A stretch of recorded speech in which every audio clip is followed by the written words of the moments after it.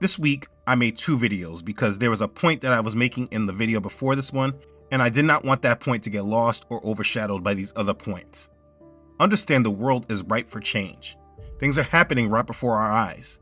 They are moving with many different distractions. If you ever need proof of that, just look at what they're doing with Donald Trump. They're literally talking about more distraction with bringing about another indictment. Tonight, new charges filed against former President Trump in the case surrounding his handling of classified documents, accusing him of asking an employee to delete security camera footage at his Florida estate, allegedly to obstruct the federal investigation into sensitive national security documents brought to Mar-a-Lago. The updated federal indictment also adding an additional defendant, Carlos de Oliveira, described as a maintenance worker at Mar-a-Lago. It comes on the same day that 3 sources tell NBC News the special counsel's office told former President Trump's attorneys to expect an indictment in the case centering on the deadly January 6 Capitol attack and efforts to overturn the 2020 election. That would be the 3rd and in many ways the most serious case against the former president. We have the script that they're using to get our attention around LeBron James' son. In Israel, there are talks about a civil war set to happen, which makes sense, being that they're waiting for the Messiah, so chaos in that land should be expected. There are so many different things happening right before our eyes, and we cannot be distracted. I'm glad you're there for reporting purposes. We can't wait to have you home, and I know you can't wait to get home. What's the situation? What's the latest that you're able to ascertain on the ground? So it's really hard to tell. I mean, everything from who's actually in charge here. We saw this video last night that you mentioned that included a bunch of different military leaders here. And it was a cross-section of people from the National Guard, the Army, even the Special Operations Forces, and even someone from the Presidential Guard, who are the initial group who took the president into custody or detention yesterday at the presidential palace. But it's still not clear who's actually in charge here. And I will say the curfew has just gone into effect here. It does seem tonight that that more people are abiding by it than what we saw even just last night. That's what this group announced, a curfew nationwide, ground stop of all air traffic, civilian and military aircraft, that's all aircraft. And they closed the borders for at least a week or so, but it's not really clear if that even could be extended. So today here in the Capitol, what we know is that unlike the protests yesterday, which were really focused around the presidential palace area and seemed to be people who were protesting the president's detention, today the protests were much bigger. They were around the National Assembly, which is not too far from there, but not in the direct area of the palace area. And they seemed to be protesting against the democratically elected president and in favor of this ruling military group. And they were a lot more fired up. They set a lot of cars on fire. There was smoke in the air here today for some time. And many of them were unfurling Russian flags. It's not really clear why that is. We've spoken with officials here for several days now. There's no indication that Wagner is behind this at this point. But, we also know that Vladimir Putin held this Russia-Africa summit today, and one of the things they talked about was whether Russia would be able to somehow help to restore calm here. I will say, the streets here right now have quieted down, probably because of the curfew, but there's no sense of any kind of real uprising except for over where the protests have been. Courtney, do you have a sense of our military presence? Does it disappear if it appears President Bazoum is not going to retain power? So this is the big question. If we start hearing the U.S. talk about this as a coup or a military coup, that triggers this U.S. law that will immediately force them to stop providing most of the aid. Now, a lot of that will include the U.S. military training mission. I mean, that's why we're here, Chuck. We came to see how the U.S. military is working with the Nigerian military to fight this growing presence of terror networks, not just in Niger here, but sort of in this whole West Africa, including coastal West Africa area. And you mentioned Niger as a linchpin. The reason for that is a lot of the 2 main groups they really converge on this area here. It's an ISIS affiliate, an Al-Qaeda affiliate. They're converging on this area. The Nigerian military has been a good partner to the U.S. in trying to combat that terror network. The concern here is if this is a military coup, if the president, democratically elected president, is actually ousted, a lot of that aid and a lot of this military presence here is going to end by law. But we also need to look at everything with a biblical mindset. So I want to speak to what is happening right now in the world, while also making sure it is understood how to look at these things through a biblical mindset. If you do not watch video 1 that explains the script that they're running, please make sure to watch that next. It's important that we all stay focused and we all stay ready. Let's begin. Okay, so in that last video, we spoke about politics and the financial system. But there are other things that are happening right before our eyes as well that we cannot afford to ignore. First thing I want to talk about, please do not ignore what is going on with the weather. As I have explained before in my video about climate change, the events that are prophesied to happen in the book of Revelation will be communicated to the masses as results from climate change, not from judgment of Yah. People aren't going to say, this is happening because the Most High is angry with the world. That's not what people are going to be saying. They're going to be talking about climate change, and you can see today that people are fully on board with believing it. All these events that deal with the weather will all be used to justify their position to bring more control over the world. Climate change will be a main driver of control in the new world being built, so you just can't ignore these events as just weather. Pay attention to what's going on, and depending on where you live, be ready for some kind of major disaster. The reason I say this is because of what is currently happening and has been happening, it seems, for a month now. Right now, they're speaking about this heat wave. Tonight, the record heat wave growing more dangerous by the day. 13 states from coast to coast under brutal heat advisories.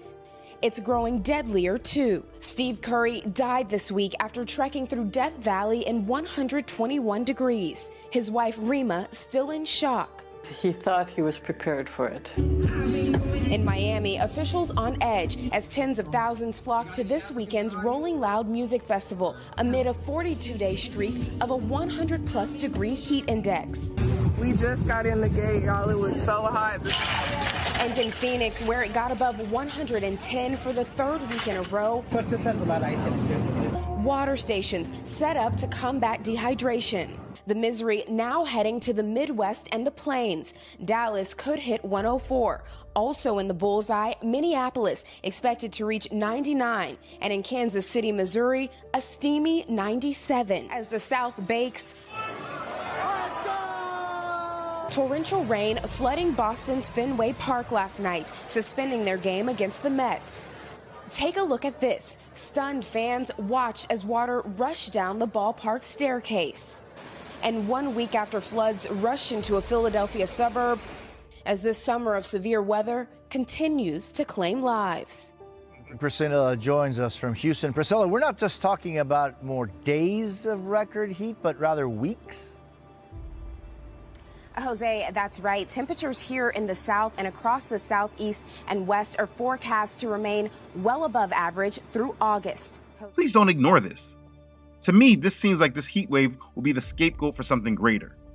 Be prepared for a massive weather-related event to occur over these next few months, because you don't just go from massive heat to nothing. I would expect the heat to be a major scapegoat for a major hurricane or a problem with the power grid. Let's look at something else. Now, I have made different videos in regards to the fourth industrial revolution and speaking about AI in particular.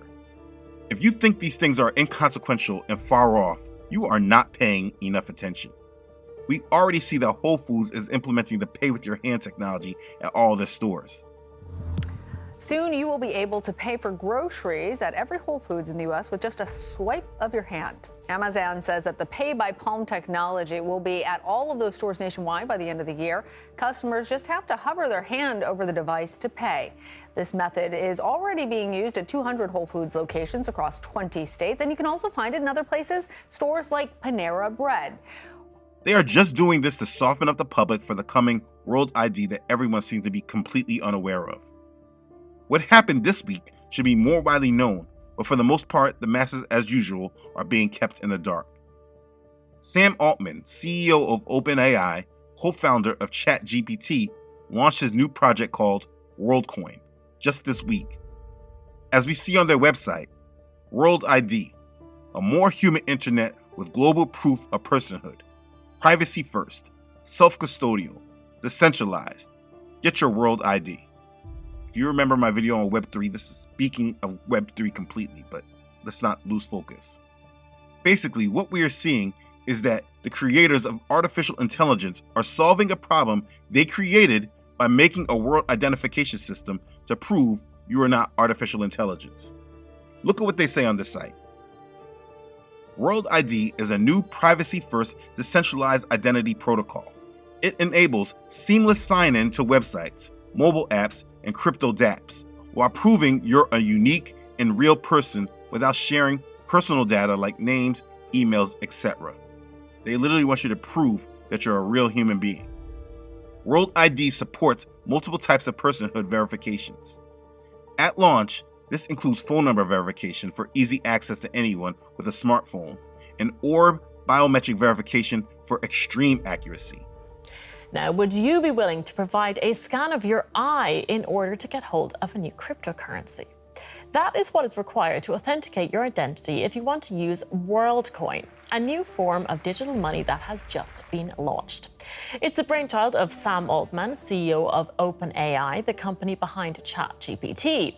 The scanners look like this, and the company says they are necessary because AI is making it more difficult to distinguish humans from bots. Digital identity has been an open problem since the invention of the internet. Even today, more than 50% of the world's population doesn't have a verifiable legal ID. As we venture into the exciting new age of artificial intelligence, solving proof of personhood is more important than ever, specifically to ensure democratic access and governance of these systems, fairly distribute the benefits generated, and know who and what to trust online. WorldCoin aims to address this in a privacy-first, self-sovereign, and decentralized way.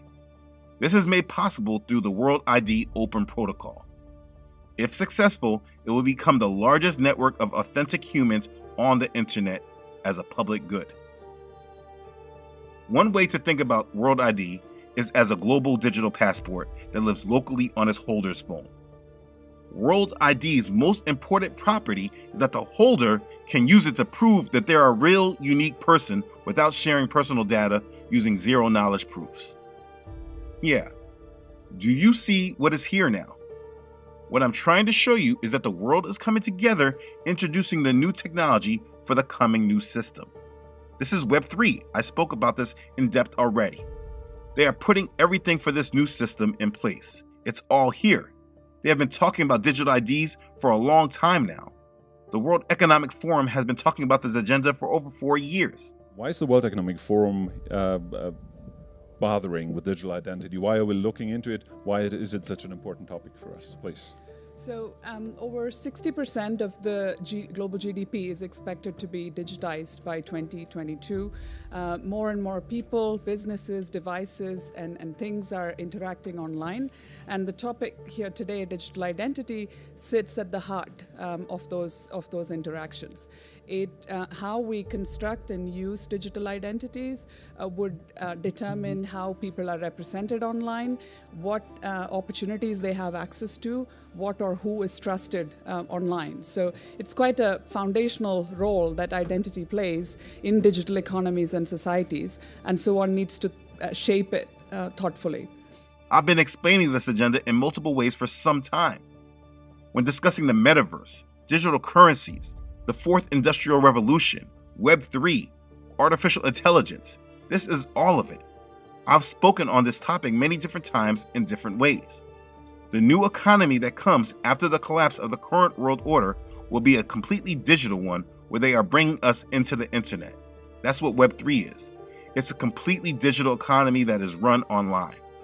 They want to bring the whole world into the system where everyone is monitored and tracked. And for those of us with the slightest bit of discernment, we can see how this will be moving to the market. I can't believe he just paid with his hand. Like, you just literally put your hand up and you're good to go. Like, that's crazy. Timing. The World Digital ID is just a part of this agenda. And for people who like to call these things conspiracy theories, or these agendas are not for today but for tomorrow, you have been proved completely wrong because they just rolled it out this week, and this is from a major company, OpenAI. In fact, You probably didn't know that they have already rolled this technology out in some test case countries just so they can get a feel of how it all will work. The small country of Estonia was one of the first countries to test this 4 years ago. We are in Tallinn, the capital of Estonia. The Baltic country is home to 1.3 million people and to one of the most advanced digital societies in the world. From e-residency to online voting to national ID cards, we're here to see how Estonia can be a blueprint for other countries looking to go digital. And yeah, now after they have a good handle on it, they are allowing companies to come out and roll this out to get us conditioned for this when things really start to change. This rollout happened this week without a lot of fanfare because it's not time for the masses to be fully brought in.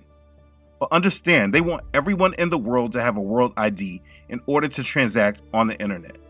Everyone in the world will have a world identification number. That is their goal. You need to have faith and strength if you plan to bow out from the system when it fully comes online. If you remember when the solution was rolled out, it wasn't really an option for you to not participate if you wanted to be a part of society. Once the world system agreed, everyone followed. When this new system comes online, it will be even worse, and it will come in phases. Understand, you just don't move from a collapse to Mark of the Beast. You are moved in phases that make the conditioning easier to accept. If you are watching this, what I'm trying to do for you is mentally prepare you now so when the time comes, you have already built up enough strength and faith in order to withdraw. These videos are not for everyone. My prayer and hope for you is that you will have enough conviction to not be moved by fear or peer pressure. This is the difference in being reactive and proactive. I'm showing you that this stuff is here. And if you are preparing for Yah's kingdom, you must know that they are leading the world to a point where we will not be able to follow if we want to be preserved unto Yah. Now, the last thing I'm going to discuss and bring out is probably the most important because I personally feel that this is what will be the major start to the Great Reset. It is important to not ignore what is going on with China and Taiwan and Russia and Ukraine, because one of these conflicts will be the real geopolitical event that will reshape the world. Also, North Korea still is in the mix somewhere with all this. Overseas, there are new tensions between North Korea and the U.S. The North launched 2 more missiles yesterday, just hours after another U.S. nuclear-powered submarine arrived in South Korea.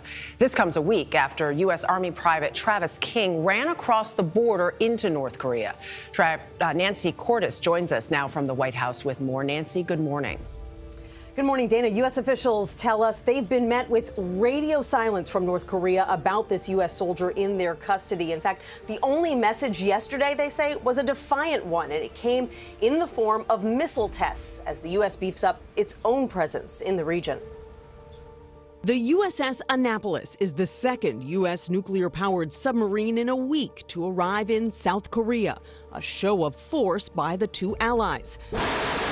Within hours, North Korea made its own statement, firing a pair of short-range ballistic missiles into the sea again. These launches are in violation of multiple United Nations Security Council resolutions. U.S. officials conceded Monday they have yet to establish any meaningful contact with North Korea over Army Private Travis King, the 23-year-old who made a dash across the border into the Hermit Kingdom a week ago today. We wanted information about his safety, but we have not received any response from them at all.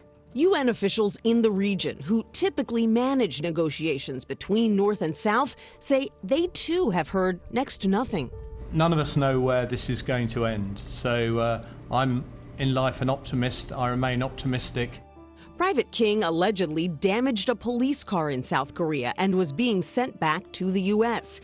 He was escorted to the airport in Seoul, but then slipped away and somehow managed to join a tour group headed to the DMZ.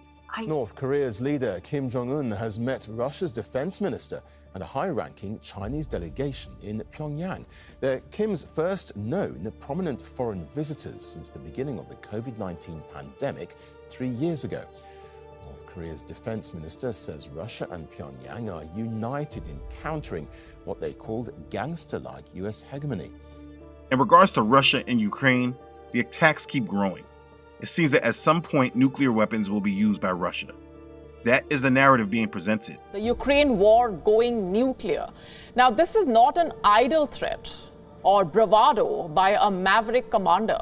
This actually was a threat that's been made by Vladimir Putin himself. On Tuesday, he issued a clear and unambiguous ultimatum that Russia would use depleted uranium weapons on the battlefield. Why? To avenge the death of one of his top generals. Depleted uranium is a dense byproduct that is left over when uranium is enriched for use in nuclear reactors or nuclear weapons. In fact, it retains some radioactive properties. It can also be used for tank, armor, and bullets due to its high intensity, through which it can penetrate enemy armored vehicles. In other words, depleted uranium is mildly radioactive, but the radiation could spread terror, and once it lands on the battlefield, it will invite escalation. Don't ignore the narrative about what's going on there just because it's not heavy in the news cycle right now. Be prepared for the unexpected with that, and it's probably going to be nuclear. But China is the real geopolitical situation. Tensions continue to grow, and being that Henry Kissinger was just there in China, we know that there will be more to this story. Nikki Haley says that China is the biggest threat we have had since Pearl Harbor. This is the biggest threat we've had since Pearl Harbor. Yeah, and maybe when people hear that, they just listen and agree. But if you hear what she said, she alluded to the future. And understand, go back. Pearl Harbor wasn't the threat. The Japanese were the threat. They sneak attacked Pearl Harbor. So her statement makes no sense unless she is alluding to how things will get started. A sneak attack, a surprise attack. So for me, in understanding the world, I do not just listen to the news, but I review what the thought leaders and major organizations that influence this world and its leaders, I listen and review what they say. The thoughts from the mainstream do not particularly matter because they want us to just be reactives, never actually proactive. So when you listen to those who are in the role of influence that the mainstream media does not promote to us, then it can help us understand what's really at play. Because if they wanted us to believe these things that these people are saying, they would just broadcast and highlight these reports. The CFR, which is the Council on Foreign Relations, this year wrote a report about the United States and Taiwan. There was a lot said in the report, so I suggest anyone that wants to understand more comprehensively should just read the report. I will read some of the conclusion. The United States has vital strategic interests at stake in the Taiwan Strait. Protecting those interests requires that the United States deter a conflict over Taiwan and maintain the capacity to come to Taiwan's defense at a reasonable cost. Given shifts in the military balance of power and China's growing assertiveness throughout the Indo-Pacific, however, deterrence is dangerously eroding, and the United States and China are drifting towards war. At the same time, a conflict over Taiwan is not inevitable. To avoid a conflict that would likely devastate Taiwan, China, and the United States, as well as trigger a deep global depression, the United States should take prudent but firm steps to reestablish a position of strength. So like the CFR said, the United States and China are drifting toward a war. And this is directly in our faces, but because we're so distracted, most of us are not able to see what is clearly right in our face. But they are alluding to it, so I am making sure that I'm aware of it. So as I said, I believe that this part of the agenda will be the main catalyst for the Great Reset. And let me explain why I said that. We all must live in a biblical mindset and have biblical expectations when we are dealing with all of this. One thing that we do is that we tend to give the devil more credit than he deserves. I do not believe that we're just waiting on the enemy to move. I don't think that we're just waiting for the enemy to make their move because at this time they're just still not ready to proceed yet. I do not think that is the case. We are not waiting on the enemy to move. We are waiting on Yah to move. We are waiting for the seals to be opened. And at this point, I praise Yah that he has not done so yet because so many of us will still not be ready. So I praise Yah for his patience for us. But for those of us who are ready and our faith and trust are in Yah, it is important to live in a biblical reality and not one based on all these secular agendas. These secular agendas are just what the narratives will be about when Yah has started the countdown to his kingdom. Do not put your whole life on what they're saying in the secular. So let's make sure we have an understanding. Because I believe the first seal has already been opened, I am currently waiting for the second seal to open. And when this seal is opened, this is the time when I expect to see war really occur and the times of change really move on the earth. Revelation chapter 6 verses 3 and 4 says, "When he opened the second seal, I heard the second living creature saying, 'Come and see.' Another horse, fiery red, ran out, and it was granted to the one who sat on it to take peace from the earth, and that people should kill one another, and there was given to him a great sword." When peace is taken from the earth and people will kill one another, this is what I'm expecting first. So we're talking about world war as well as civil war. Peace taken away from the earth. All these events that we are talking about now are just the secular side to understanding what will be occurring because of the spiritual side. I hope you understood that. So again, I'm expecting war to happen first. After that, we will see the third seal be opened. When he opened the third seal, I heard the third living creature say, "Come and see." So I looked, and behold, a black horse, and he who sat on it had a pair of scales in his hand. And I heard a voice in the midst of the four living creatures saying, "A quart of wheat for a denarius, and 3 quarts of barley for a denarius, and do not harm the oil and the wine." That's Revelation chapter 6, verse 5 and 6. This is scarcity on the earth, and it's hyperinflation. We see the price of wheat being worth a denarius, which, if you understand the Roman currency at that time, when speaking of a denarius during the times of the Roman Empire, a denarius was worth 1 day of wages. So it's like saying a loaf of bread costed like $50. It's hyperinflation. I'm watching according to what Yah prophesies.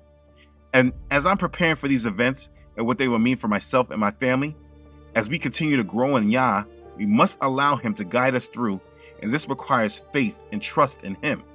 The world is not ready, yes, but you must be ready. We need our faith and trust in him to be resolute. But without faith, it is impossible to please him. For he who comes to Elohim must believe that he is, and that he is a rewarder of those who diligently seek him.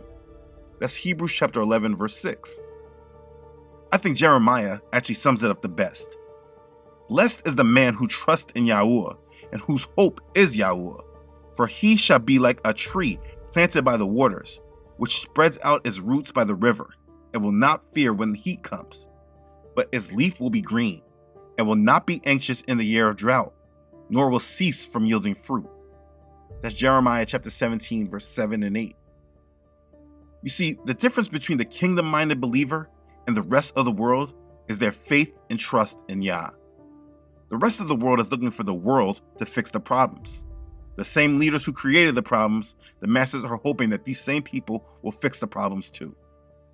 They trust the world, while kingdom-minded believers, they don't want the world to solve anything for them. They rest and trust in Yahuwah.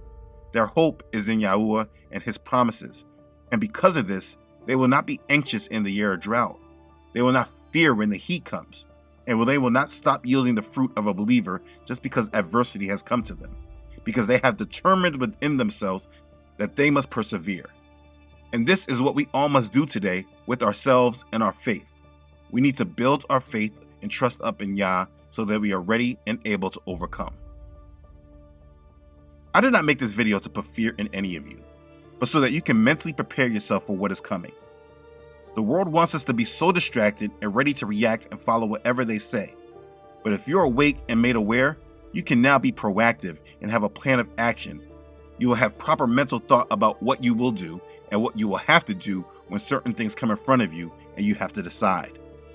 I want you to think about it. Professionals in anything, they just don't show up at the game time and assume that they're going to be ready. They practice and repeat the same behavior that will bring them success. Our faith can be thought of in the same way. The more you build up your faith and dependency on Yah now, learning how to yield to his voice, knowing how to trust him when he's moving, knowing and being assured that he is always there, depending on the person, this can take some time to build up. And so this is the time where we must be doing this. If you want to be ready for Yah's kingdom, you must be building up and drawing strength in your faith. So let's understand. I first have taken you in reality so that you're not ignorant of Satan's schemes and devices. You have been made aware so that you can be mentally prepared and not caught off guard like most people will.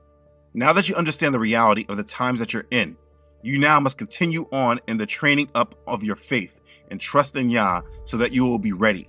And that is what last week's teaching was about, among the other videos. You have now been brought into reality about the time we are entering as we move into August.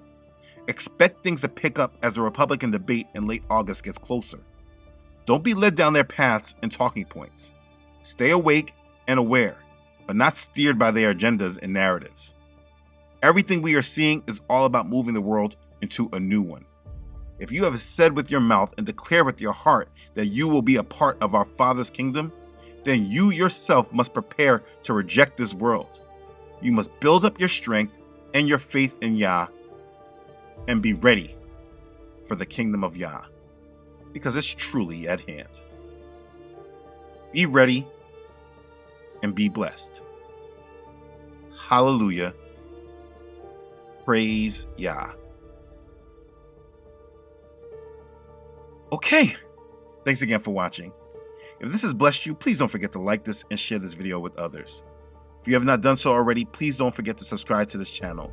Yah willing, I upload every Friday. Please don't forget to follow this ministry on Facebook and Instagram, as well as on my website, truthunedited.com. As always, I really would like to thank all those who support this ministry. You know who you are. Your contributions have been an extreme blessing, and I'm very thankful for you. You really have no idea how you have helped this ministry. Thank you sincerely. Thank you for being a blessing. Okay, thanks for watching, everyone. I love you all.